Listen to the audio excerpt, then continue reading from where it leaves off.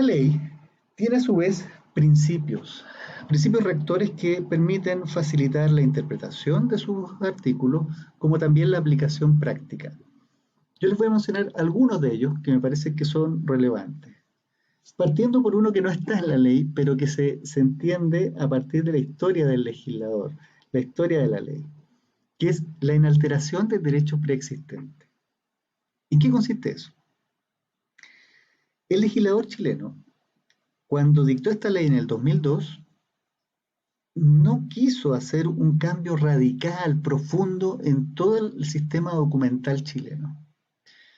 Si se fijan, hasta hace poco, con la ley de transformación digital, recién hubo un primer avance en materia de archivos digitales, pero desde el 2002 a la fecha no ha habido grandes cambios en materia documental. Esta ley tiene una modificación en materia de documentos, de la forma en cómo se presentan los documentos en juicio, que fue posterior al 2002. Pero grandes cambios documentales no hay. No es lo que principalmente aborda.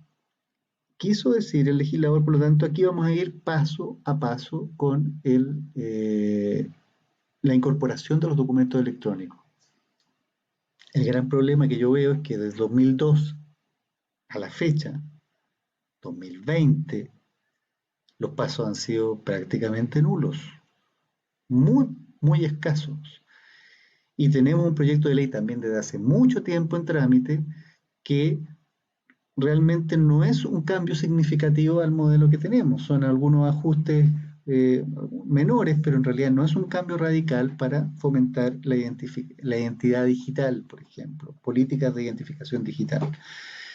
Desde ese punto de vista, entonces, creo que esto explica por qué la ley parece ser, en ciertos casos, muy tímida frente a lo que hoy reconocemos como fácilmente un documento electrónico o que perfectamente podría realizarse a través de documento electrónico. Está la mirada del 2002, del legislador. Segundo principio muy importante es la neutralidad tecnológica. El principio de neutralidad tecnológica primero tiene una característica muy relevante, que no es exclusivo de las firmas, de la ley de firma electrónica. Es un principio transversal para toda legislación sobre nuevas tecnologías, porque lo vamos a encontrar tanto en la ley de delitos informáticos, en la de protección de datos, propiedad intelectual, o sea, en todo lo tecnológico que vaya a ser regulado por ley, la técnica legislativa debe respetar la neutralidad tecnológica. Y consiste en que el legislador, la ley, no puede ni estar a favor ni perjudicar una tecnología específica. Lo que tiene que hacer esta ley es regular los efectos de una tecnología para que luego, cuando aparezcan nuevas tecnologías o las mismas que tenemos vayan surgiendo, pueda seguir aplicándose la ley. Esta no es una ley del modelo de firma de tal o cual empresa. Sería absolutamente un error legislar de esa manera, porque esa empresa basta con que cierre su línea de productos de firma para que esta ley quede obsoleta.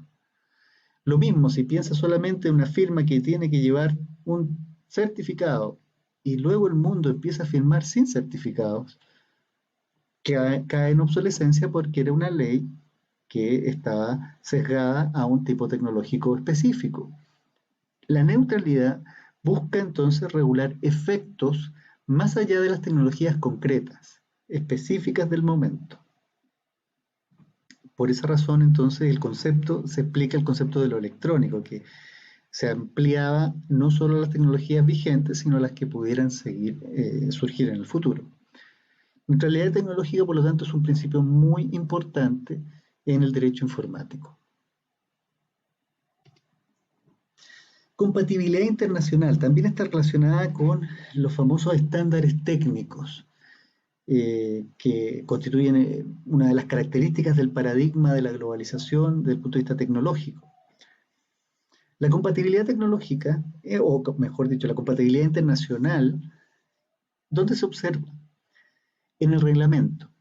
En el reglamento, el decreto 181/2002 de Economía, en las disposiciones transitorias reenvía a varias normas técnicas, técnicas, no son leyes ni reglamentos, son normas técnicas internacionales relacionadas con seguridad, con temas de certificación, de cómo construir certificados electrónicos, modelos de firma, o sea, normativa técnica extranjera. ¿Para qué? Para que en Chile se esté trabajando sobre estándares internacionales de firma. Así se puedan recibir documentos desde el extranjero bajo estándares conocidos a nivel mundial y emitir documentos electrónicos firmados electrónicamente bajo estándares que también puedan ser reconocidos fuera. La compatibilidad internacional también entonces está reconocida en nuestra legislación, en el reglamento. Y acá está el centro de la ley de firma electrónica. Este es el corazón de la ley de firma. La equivalencia funcional o equivalencia de soportes. La necesidad de que contemos con una ley de firma electrónica surge precisamente porque es necesario darle un valor jurídico a los documentos electrónicos y, y reconocer que ese documento electrónico es tan válido como el documento en papel. Eso es lo que le da sentido. Y esta ley lo expresa de varias formas que les voy a explicar enseguida. Primero, en el artículo 3 se homologa la validez y los efectos de los documentos en papel con los documentos electrónicos firmados. Y así lo señala este artículo. Los actos y contratos otorgados o celebrados por personas naturales o jurídicas, suscritos por medio de firma electrónica, serán válidos de la misma manera y producirán los mismos efectos que los celebrados por escrito y en soporte papel. Vean bien ahí, habla que serán válidos y producirán los mismos efectos, o sea, válidos de la misma manera y producen los mismos efectos que los documentos en papel. No habla de efectos parecidos o que requieran acciones posteriores para que tengan esa validez. No, un documento electrónico suscrito con firma electrónica ya tiene esta homologación en los efectos y la validez. En este artículo es interesante la expresión suscritos por medio de firma electrónica, porque en la historia de la ley, cuando uno ve el texto original del proyecto, no venía esa expresión, esa frase. Se le incorporó durante la tramitación. Esto significa que el legislador expresamente quiso agregar esta condición adicional, este elemento adicional, para que ahí recién tuvieran equivalencia a los documentos electrónicos. Un documento electrónico sin firma electrónica no tiene equivalencia funcional. En este sentido, no vale lo mismo que un documento firmado. Tiene, por lo tanto, necesariamente que incorporar una firma electrónica. Y segunda idea, aquí habla de por medio de firma electrónica. No le da el apellido de firma electrónica avanzada. Una firma electrónica avanzada, una firma electrónica simple, muy segura, o una firma electrónica simple, muy insegura, los tres casos permiten que ese documento firmado con ellas valgan lo mismo que el documento en papel. ¿Ya? O sea, el hecho que exista un documento con una firma electrónica, sea cual sea, ya permite que ese documento valga lo mismo que un documento en papel, desde el punto de vista legal. Segunda expresión de la equivalencia, se reputan escritos. El artículo 3 insiste con que dichos actos y contratos se reputarán como escritos en los casos en que la ley exija que los mismos consten de ese modo, consten por escrito, y en todos aquellos casos en que la ley prevea consecuencias jurídicas cuando constan igualmente por escrito. Esto es interesante, por ejemplo, en el ámbito administrativo. En el derecho administrativo, el acto administrativo como tal debe constar por escrito. Eso lo establece, lo exige la Ley de Procedimientos Administrativos, 19.880. En ella, por lo tanto, una resolución o un decreto tendrían que constar por escrito. Eso quiere decir que si yo realizo un decreto o una resolución electrónica, firmada electrónicamente, vale como un documento escrito y cumple por lo tanto el requisito que está en la Ley de Procedimiento Administrativo, aunque sea electrónico. Eso entonces es importante porque muchos hablan de electrónico o escrito. Hay leyes donde incluso usan esa expresión, esa distinción, electrónico o escrito, y es un error, porque ambos se reputan escritos, los de papel como los electrónicos. Entonces hay que tener claro que escrito no es sinónimo de papel. Eso también es una distinción importante. Sin embargo, como les explicaba, existe el principio de inalteración del derecho preexistente y el legislador no quiso decir aquí vamos a reconocer que todos los documentos firmados electrónicamente valen lo mismo. Van a haber casos donde hay excepciones. Y da 3 casos donde puedo tener un documento electrónico, firmarlo electrónicamente, pero el legislador, la ley, no le da el mismo valor que si estuviera en papel. ¿Cuáles son esos? Primero, cuando la ley exija una solemnidad que no sea susceptible de cumplirse mediante un documento electrónico. En este sentido es bastante difícil encontrar ejemplos. Hoy prácticamente todas las actuaciones pueden materializarse de forma electrónica, pueden realizarse por forma electrónica. Entonces no es tan simple encontrar estos ejemplos. Pero hay uno que es emblemático y está referido a la escritura pública. Las escrituras públicas tienen un trámite, una solemnidad que se llama protocolización y consiste en tomar la escritura y coserla en la matriz, hacer una acción física de coser esa en una matriz. Esa acción, por tanto, al ser física, no permite hacerla por documento electrónico y por ese motivo estamos en un caso de excepción a la regla de la equivalencia funcional. Quiere decir, por lo tanto, que en Chile todavía no pueden haber escrituras públicas electrónicas originales. Interesante ese punto porque está motivando una modificación que actualmente la mencioné estaba en el Congreso, que va a favorecer que sí podamos tener de una vez por todas escrituras públicas electrónicas. Segundo, cuando la ley requiera la concurrencia personal de alguna de las partes. Ahí, con mayor razón, y sobre todo ahora que lo estamos experimentando día a día, es muy fácil tener comunicaciones, realizar actuaciones a distancia a través de los medios tecnológicos. De tal forma que el negarse a que se puedan realizar a distancia a través de estas vías y negarle el valor parece un tanto anacrónico, pero es hoy una disposición que está vigente.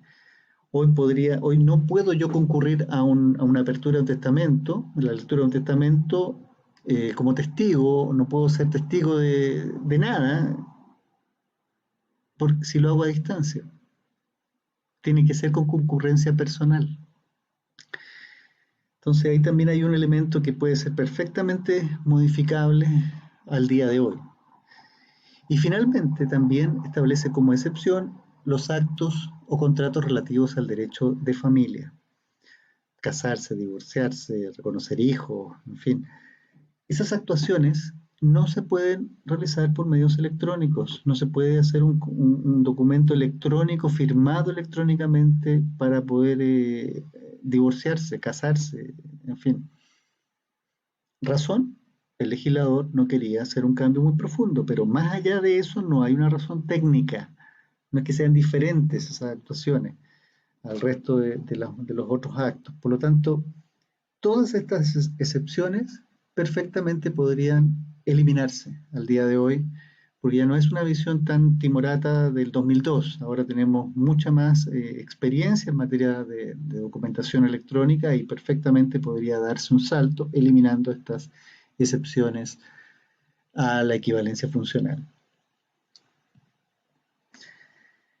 Otra expresión de la equivalencia funcional está dada por la firma. La firma se mira como manuscrita, la firma electrónica, cualquiera sea su naturaleza, simple o avanzada. Se mira como manuscrita para todos los efectos legales. Eso es importante entonces porque esa función de poder manifestar el consentimiento, tener un valor probatorio, reconocer la autoría, todos esos elementos o funciones de una firma también se logran en una firma electrónica. En el artículo 5 hay otra expresión de la equivalencia funcional, pero tiene un matiz que es interesante tener en cuenta. Los documentos sí pueden presentarse en juicio. Y leamos el artículo. Los documentos electrónicos podrán presentarse en juicio y en el evento en que se hagan valer como medio de prueba, hay que seguir las reglas que ahí menciona la ley. Pero lo que menciona acá es que yo puedo presentar en un juicio como una prueba un documento electrónico, pero no dice suscrito por medio de firma electrónica. Quiere decir que en este caso yo podría presentar documentos electrónicos firmados y no firmados como medios de prueba en juicio. Al igual como ocurre en el mundo en papel, donde yo puedo presentar un instrumento firmado y no firmado. ¿Cuál va a ser la diferencia? El valor probatorio. En aquellos que no estén firmados siempre pueden ser bases de un principio de prueba por escrito, de una base de una presunción judicial. No tienen un valor muy importante, pero sí pueden presentarse en juicio. En cambio, cuando llevan firma, ya inmediatamente tienen un valor probatorio mayor. Aquí entonces, por lo tanto, es importante recordar, ¿yo puedo presentar documentos electrónicos como prueba en juicio? Sí, e incluso podrían ser documentos que no lleven firma, aunque tengan, por lo tanto, un valor mucho menor, como valor probatorio. En términos generales, la gran diferencia que existe entre la firma simple y la firma avanzada desde el punto de vista legal no es para nada lo técnico, no es para nada la seguridad tampoco, sino que es una diferencia jurídica. ¿Cuál? El valor probatorio. La firma avanzada constituye plena prueba, es decir, el juez se forma convicción sobre la existencia de su documento, las partes que concurren a él, por el solo hecho de que lleve una firma avanzada. En cambio, si no tiene firma avanzada, sino que una firma simple, es una semiplena prueba y por lo tanto es base de una presunción judicial, lo que significa que el juez lo va a considerar como prueba, pero no va a poder bastarse con ese solo documento, va a requerir de otras pruebas para formar convicción sobre lo que ahí sale. Por ejemplo, pedir testigos o bien otras pruebas documentales. Va a tener que complementarla con otros elementos para poder formar convicción. Esa es la principal diferencia jurídica entre la simple y la avanzada. Nada más. No es un tema de seguridad ni de tecnología.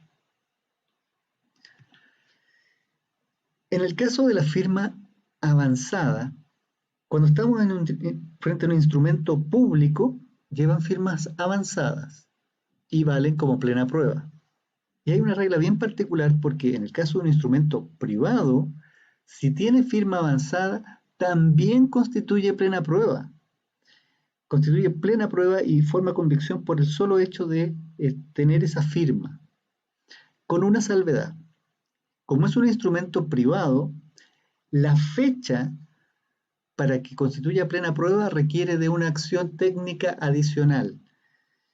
Ese documento, además de estar firmado con firma avanzada, tiene que llevar una fecha electrónica, un fechado electrónico, que es un servicio de las certificadoras de firma electrónica, un servicio adicional que prestan, y ese fechado electrónico lo tiene que haber entregado, ese servicio lo tiene que haber prestado una entidad certificadora acreditada ante la Subsecretaría de Economía.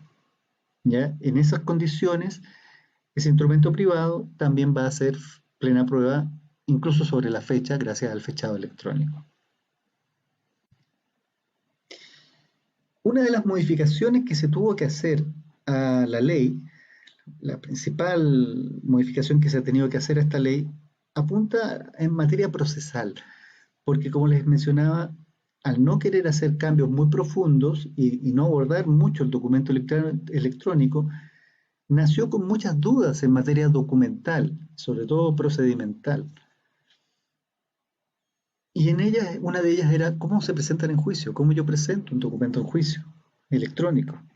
Y aquí habla, en el Código de Procedimiento Civil, se hicieron unas modificaciones para reconocer la famosa audiencia de percepción documental, que es la instancia en la cual se presentan estas pruebas, estos documentos electrónicos en juicio. En términos bien generales, el tribunal lo que hace es citar para, dentro del sexto día, realizar esta audiencia de percepción documental. Y ahí, quien va a presentar la prueba tecnológica, el documento electrónico, tiene que acompañarla, tiene que llevar los documentos electrónicos a esa audiencia de percepción. Eh, Está percibido, por lo tanto, a que si no los presenta, si no los lleva estos documentos electrónicos, se va a tener como no presentados a la audiencia. ¿Se pueden objetar en esa audiencia de percepción documental los documentos electrónicos? Sí. Yo podría objetar, desconocer, por ejemplo, la integridad de ese documento. Yo podría decir, no, ese documento no es el fidedigno, fue alterado. Eh, Impugnarlo, objetarlo, mejor dicho. Y en ese caso, ahí lo que el tribunal puede hacer es ordenar una prueba complementaria de autenticidad a través de peritajes.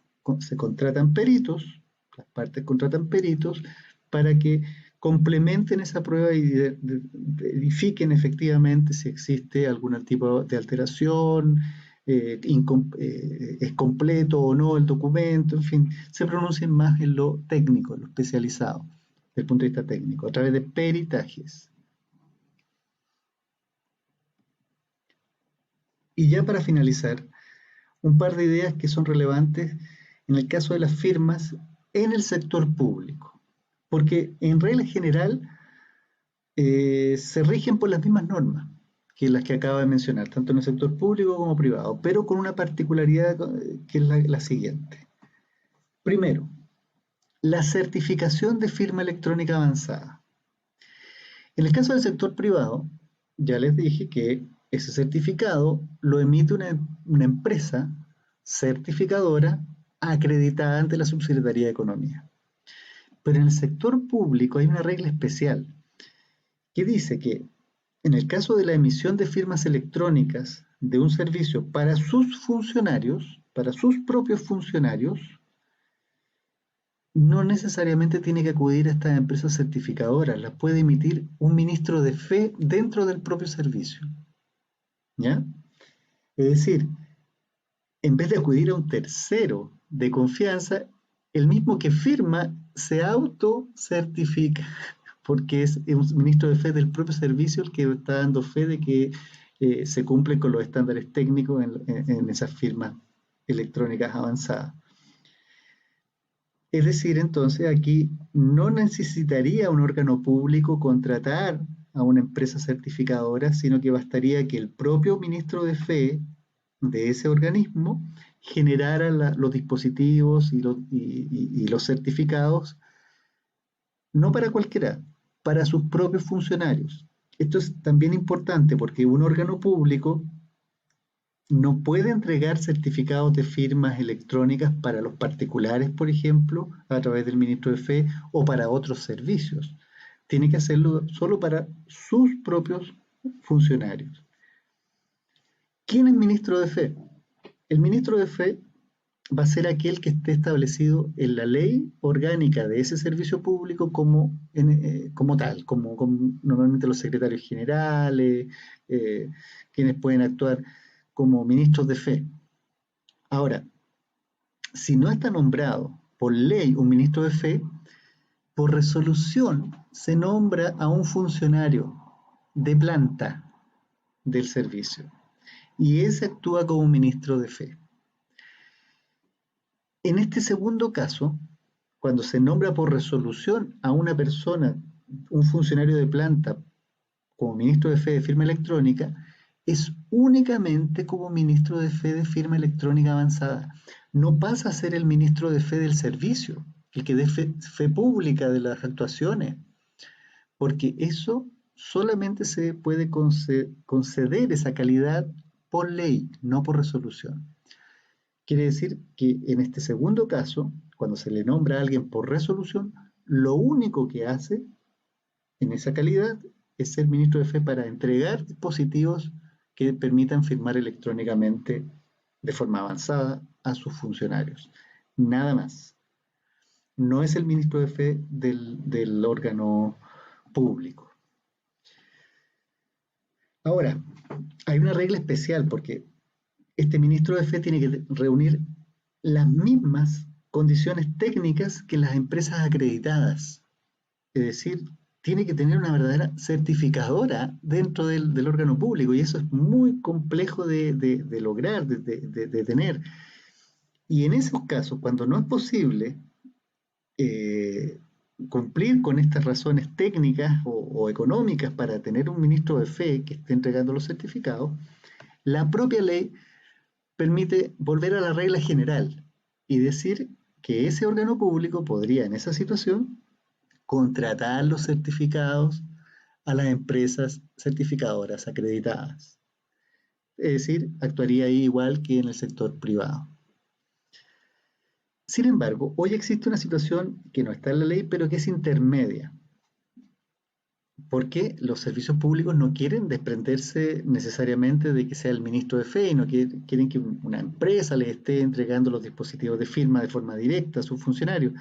Y lo que hacen es lo siguiente, nombran un ministro de fe, pero como no tienen la capacidad técnica para crear los dispositivos de firma con los certificados, contratan a empresas certificadoras, pueden contratar empresas certificadoras y estas empresas certificadoras le entregan los dispositivos a estos ministros de fe y luego el ministro de fe aparece otorgando el dispositivo de firma electrónica avanzada. Esa también es una vía intermedia que puede ocurrir en la práctica, no está en la ley reconocida ni en el reglamento, pero es viable porque aplica reglas generales de contratación. Lo que muchos servicios tratan de hacer también es directamente ir a la regla general de contratar los certificados a empresas acreditadas. Y por último, ¿qué firma electrónica se utiliza en el sector público? En general, la persona que firma puede escoger cualquier tipo de firma, firmas avanzadas o firmas simples, salvo que la ley le obligue a utilizar un mecanismo de firma determinado, en particular cuando le obligue a usar firma avanzada. En el caso del sector público, ahí hay una obligación legal de firma avanzada en ciertos documentos. ¿Cuáles? Los instrumentos públicos. Si hay un instrumento público, necesariamente tiene que llevar firma electrónica avanzada. No puede no puede firmarlo a través de otro dispositivo que no sea firma avanzada. Es una obligación legal. Y en este caso lo que hace el reglamento es dar ejemplos donde tendrá el órgano público que firmar con firma avanzada sí o sí. Los contratos. Sus contratos necesariamente tienen que estar con firma avanzada. Los decretos, las resoluciones, los dictámenes, los acuerdos de órganos colegiados y en general todo otro acto que vaya a producir efectos de instrumento público. Todos esos casos necesariamente tiene que usar firma avanzada. ¿Y qué pasa con el particular que se relaciona con el Estado? Él puede en principio firmar los documentos con firmas simples o firmas avanzadas. No tiene esa carga de tener que usar firma avanzada, salvo en aquellos casos donde la ley exija que en ese trámite sea necesario comprobar fehacientemente la identidad de la persona que está realizándolo. En esos casos tendrá que usar firma avanzada, pero en general la gran mayoría de los casos en el sector, del sector privado o de particulares que se relacionan con el sector público, ellos usan la firma electrónica que les parezca pertinente. Por ejemplo, la vía de la clave única, como una firma electrónica simple, tiene esa característica. En definitiva, este sería el resumen de esta clase, donde hemos tratado de abordar la regulación de la firma electrónica en Chile a partir de la ley 19.799, explicando conceptos legales esta ley, de esta norma de firma electrónica, la importancia y las funciones que se esperan de una firma electrónica, también los principios inspiradores y, por supuesto, a partir de estos principios, entrar más de lleno en la equivalencia funcional, que es el corazón de la regulación y que le da la razón de ser. En qué casos es equivalente, en qué casos hay excepciones a la equivalencia, son los elementos importantes dentro de esta normativa. Espero que les haya gustado y que sea claro. Y ya saben, pueden seguir consultando más en mi blog a partir de las columnas de opinión que estoy publicando sobre esta materia. Así que nos vemos en otro video.